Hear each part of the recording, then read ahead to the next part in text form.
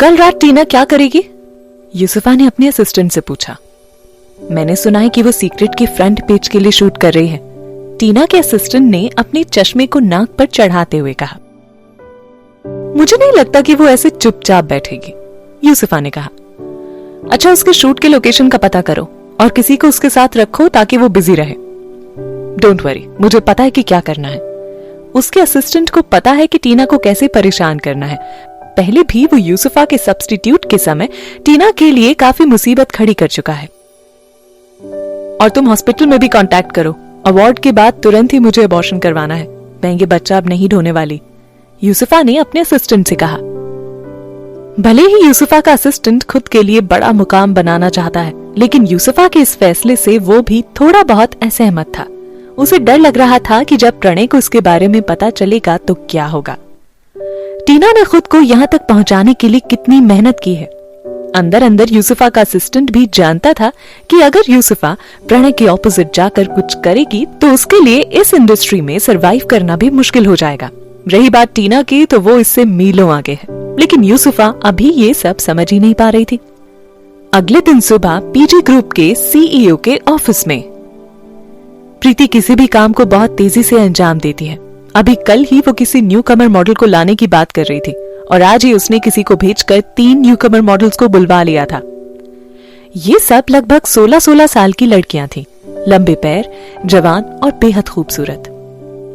प्रीति इस वक्त प्रणय की कुर्सी पर बैठी हुई थी और ये तीनों मॉडल्स उसके सामने लाइन से खड़ी थी। उसने उनकी तरफ देखते हुए कहा, तुम्हें क्या लगता है? मैंने बहुत देर तक मॉडल सर्च किए, फिर मुझे ये मिली है। गुनीत, रस्तोगी, ये बिल्कुल टीना के जैसी ही दिखती है। प्रणय भी उन तीनों की तरफ बड़े ध्यान से देख रहा था। बीच वाली मॉडल सबसे लंबी थी और किनारे खड़ी लड़की बिल्कुल टीना जैसी लग रही थी। खास तौर पर उसकी नाक बिल्कुल टीना जैसी लंबी और सीधी थी।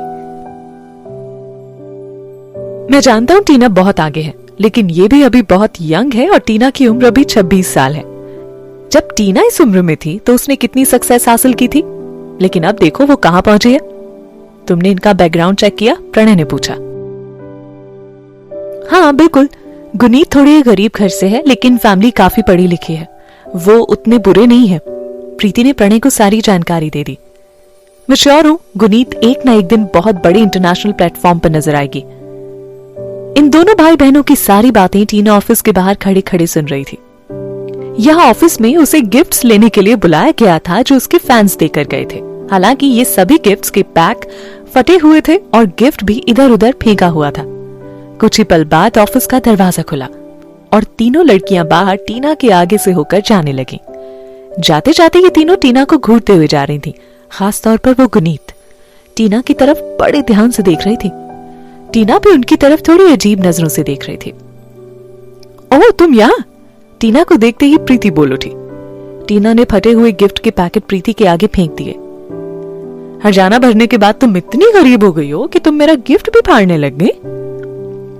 टीना, जरा अपना एटीट्यूड देखो, प्रीति ने टीना की तरफ गुस्से से भरी निगाहों से देखते हुए कहा।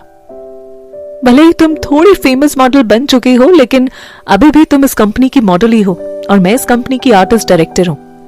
और सबसे बड़ी बात, अगर किसी मॉडल को ब्राइट नाइट गाला इवेंट में इनविटेशन नहीं मिलता है तो उसे इस इंडस्ट्री का हिस्सा भी नहीं माना जाता है।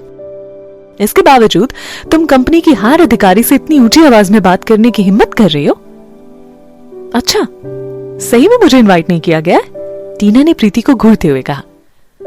प्रणय के दिल की धड़कन और ज्यादा तेज हो गई। उसका शक यकीन में बदलने लगा। वो जानता था कि टीना इमोशंस छुपाने में बहुत माहिर है। उसके दिमाग में क्या चल रहा है कोई भी अंदाजा नहीं लगा सकता है। बिल्कुल नहीं, प्रीति ने विश्वास भरे लहजे में कहा। तुम्हें सच्चाई एक्सेप्ट करना सीखना चाहिए। टू बैड टीना, तुम्हें चांस भी नहीं मिला। कोई बात नहीं टीना, आज रात तुम बस अपने फोटोशूट पर फोकस करो। जब उन्होंने तुम्हें इनवाइट ही नहीं किया तो अब ब्राइट नाइट गाला के बारे में सोचना बंद करो, प्रणय ने टीना को समझाते हुए कहा। टीना हंस पड़ी। उसे प्रणय और प्रीति की बात सुनकर उन पर तरस भी आ रहा था। बेशक अभी मैं एक मॉडल की तरह ही रहूंगी, लेकिन अगर आगे से कोई मेरा गिफ्ट फाड़ेगा तो उससे मैं नहीं, मेरा लॉयर बात करेगा, टीना ने चेतावनी देते हुए कहा। गिफ्ट का कोई इशू नहीं है, लेकिन जब ये पीजी ग्रुप में आता है तो उस पर सिर्फ कंपनी का हक होता है। मैं इसका फायदा तुम्हें नहीं उठाने दूंगा, प्रणय ने टीना से कहा। अच्छा, तुमने टीक्यू के कॉन्ट्रैक्ट को फाइनल कर दिया है? हाँ, कर दिया, टीना ने जवाब दिया।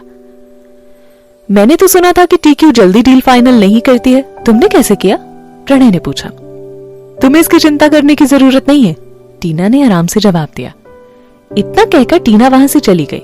प्रणय टीना से ये सब सवाल इसलिए कर रहा था ताकि वो उसके मन की बात जान सके, लेकिन टीना के मन की बात जानना इतना आसान नहीं है। टीना के वहां से जाते ही प्रणय ने प्रीति की तरफ देखते हुए कहा, प्रीति, न जाने क्यों मुझे लग रहा है कि टीना ब्राइट नाइट गाला इवेंट के बारे में सब जानती है। थोड़ी देर तक सोचने के बाद प्रीति ने कहा, इस बात से कोई फर्क नहीं पड़ता कि वो जानती है या नहीं जानती, लेकिन तुम बस उसे किसी तरह बिजी रखो ताकि उसका ध्यान इवेंट की तरफ ना जाए। उस पर ध्यान रखो, हम कुछ भी गलत नहीं होने देंगे। अगर कुछ भी गलत हुआ तो हम कहीं के भी नहीं रहेंगे, तुम उस पर ध्यान रखो।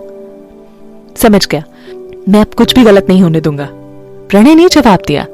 अब वो टीना को किसी भी तरह से दोबारा पीजी ग्रुप के खिलाफ खड़ा नहीं होने देंगे।